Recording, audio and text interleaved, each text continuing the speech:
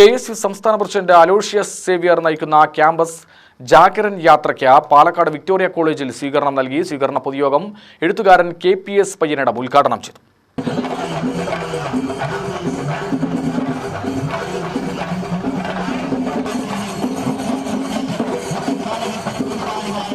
കേരളത്തെ കാർന്നു തിന്നുന്ന ലഹരി മാഫിയകൾക്കെതിരെ ജനമനസ്സുകളും സർക്കാർ സംവിധാനങ്ങളും ഉണർന്നു പ്രവർത്തിക്കണമെന്നാവശ്യപ്പെട്ട് രാസലഹരി മാഫിയയ്ക്കെതിരെ വിദ്യാർത്ഥി മുന്നേറ്റം എന്ന മുദ്രാവാക്യമുയർത്തിയാണ് ക്യാമ്പസ് ജാഗരൻ യാത്ര നടത്തുന്നത്. ക്യാമ്പസിലാണ് ലഹരിയുടെ ഏറ്റവും വലിയ വിപത്ത് ചെന്നെത്തിയിരിക്കുന്നതെന്ന് എഴുത്തുകാരൻ KPS പയ്യനിടം ഉദ്ഘാടന പ്രസംഗത്തിൽ പറഞ്ഞു. KSUവിൻ്റേത് കാലഘട്ടത്തിന്റെ സ്പന്ദനം തിരിച്ചറിഞ്ഞുള്ള പ്രവർത്തനമെന്നും അദ്ദേഹം അഭിപ്രായപ്പെട്ടു. ലഹരിയുടെ കേന്ദ്രമായി ക്യാമ്പസുകൾ മാറുമ്പോൾ ഭരണപക്ഷ വിദ്യാർത്ഥി സംഘടനകൾ കാണിക്കുന്ന മൗനം പ്രതിഷേധാർഹമെന്ന് ജാഥ ക്യാപ്റ്റനും KSU സംസ്ഥാന അധ്യക്ഷനുമായ അലോഷ്യസ് സേവ്യർ പറഞ്ഞു. ലഹരി ഉപയോക്താക്കളെ അകറ്റി നിർത്തുകയല്ല, മറിച്ച് ബോധവൽക്കരണവും കൗൺസിലിംഗുകളും നൽകി ചേർത്തുപിടിക്കുകയാണ് വേണ്ടതെന്നും അദ്ദേഹം അഭിപ്രായപ്പെട്ടു.